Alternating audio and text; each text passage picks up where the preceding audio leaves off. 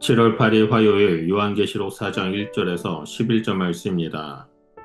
요한계시록 4장은 초대교회 성도들에게 그리고 오늘날 우리에게 하나님 나라의 본질을 보여주는 환상으로 가득합니다.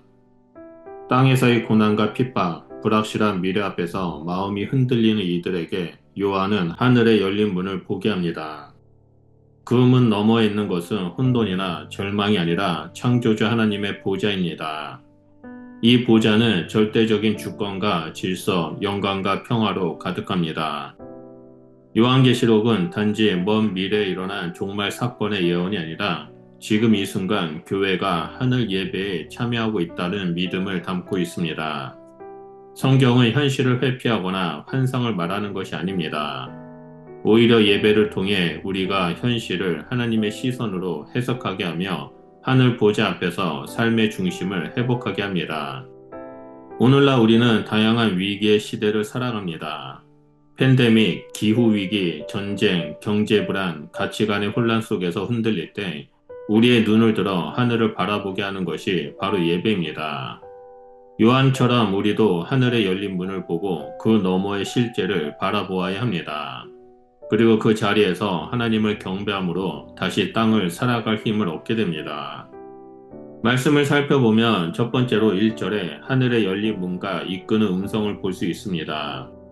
요한은 하늘의 열린 문을 보았고 마치 나팔 소리와 같은 강력한 음성을 들었습니다. 이 음성은 그를 이끌어 앞으로 보여질 일들로 인도했으며 이는 하나님의 주권적 초대였습니다. 이 열린 문은 인간의 노력이나 공로가 아닌 전적으로 하나님의 은혜로 주어진 문이었고 이로써 요한은 하나님의 보좌 앞에 서게 되었습니다. 오늘날 우리의 삶 속에서도 하나님은 여전히 그 문을 열고 우리를 부르고 계십니다. 예배는 우리가 먼저 나아가는 행위가 아니라 하나님께서 우리를 불러 만나주시는 자리입니다. 주일 예배뿐 아니라 일상의 순간마다 우리는 이 부르심에 귀를 기울여야 합니다. 가정과 직장, 교회와 골방에서도 하나님은 우리를 예배자로 부르시며 이 세상의 염려와 고난을 넘어 하늘의 관점을 회복하게 하십니다. 이 열린 문은 또한 고난의 현실 속에서 하나님이 여전히 통치하신다라는 확신을 줍니다. 병상에 누운 자, 실패와 상실 가운데 있는 자, 외롭고 지친 자들에게 이 문은 단지 위로가 아니라 실제하는 하나님의 임재입니다. 예배는 삶의 벽을 넘어 영혼으로 이어지는 통로입니다. 우리가 예배할 때 우리는 하나님의 관점으로 세상을 다시 보게 되고 하늘의 소망을 가지고 땅을 살아갈 용기를 얻게 됩니다. 두 번째로 2절에서 6절에 하나님 보좌의 위엄을 볼 수 있습니다. 요한은 보좌에 앉으신 분을 뵀습니다. 그분의 모습은 벽옥과 홍보석처럼 찬란하고 그 보좌 주위에는 에메랄드 같은 무지개가 둘러져 있었습니다. 이는 하나님의 거룩함과 인자하심, 변치 않는 언약을 상징합니다. 또 보좌 주위에는 번개와 음성과 천둥이 있으며 7 등불이 타오르고 유리 바다와 같은 맑고 투명한 공간이 펼쳐져 있습니다. 이는 하나님 보좌의 압도적인 위엄과 질서를 보여줍니다. 보좌는 단지 하나님의 상징이 아니라 온 우주의 중심입니다. 인간은 여러 가치와 권위를 중심에 두고 살아갑니다. 경제, 정치, 가족, 자아, 수많은 기준이 중심이 되려 합니다.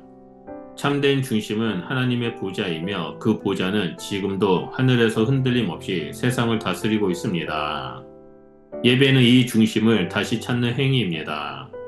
우리가 어떤 상황에 처해 있든 하나님을 삶의 중심에 모실 때에 비로소 우리 안에 질서가 회복됩니다. 이 중심은 우리의 감정이나 상황을 초월하는 근원이 되며 참된 평안의 원천입니다. 기도의 자리, 말씀의 자리, 예배의 자리를 지키는 것이야말로 하나님 중심의 삶을 살아가는 첫걸음입니다. 오늘날 빠르게 변화하는 세상 속에서 신자는 흔들리는 기준들 사이에서 중심을 잡기 어렵습니다. 그러나 하나님 보좌 앞에서 시간을 보내며 우리는 하나님께서 중심이 되어 주시는 삶을 다시 회복할 수 있습니다. 우리의 감정이나 경험이 아니라 변치 않는 하나님의 중심으로 두는 삶은 영적 성숙과 자유로 나아가는 문이 됩니다. 마지막 세 번째로 6절에서 11절 말씀을 보면 내 생물과 장로들의 찬송이 나옵니다. 하나님 보좌 주위에는 네 생물이 있습니다. 각각 다른 형상을 지닌 이들은 피조 세계 전체를 대표하며 날개가 6이며 눈이 가득한 모습으로 끊임없이 하나님을 찬양합니다. 그들의 찬양은 하나님이 거룩하시고 전능하시며 영원부터 영원까지 동일하신 분이심을 선포합니다. 그들의 예배는 지치지 않고 멈추지 않으며 한결같은 고백으로 드려집니다. 또한 24 장로들은 보좌 앞에 엎드려 간을 내려놓습니다. 그 간은 그들의 영광, 자랑, 성취를 상징합니다. 그러나 하나님 앞에서 그들은 그것을 내려놓고 오직 하나님만이 존귀와 영광을 받으시기에 합당하다고 고백합니다. 하나님은 만물을 창조하셨고 모든 것은 하나님의 뜻대로 존재하며 움직입니다.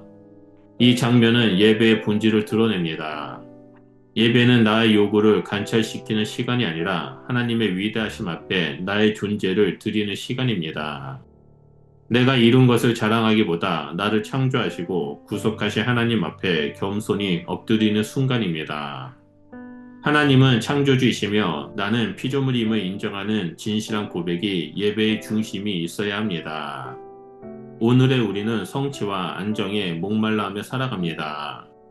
세상은 자신을 드러내고 높이라 말하지만 예배는 하나님만을 높이라는 부르심입니다.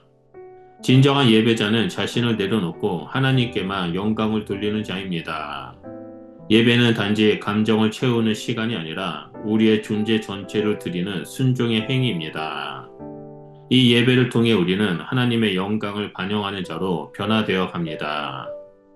요한계시록 4장은 과거의 환상이거나 먼 미래의 예언이 아니라 지금 이 순간 하늘에서 계속되고 있는 예배의 실제입니다.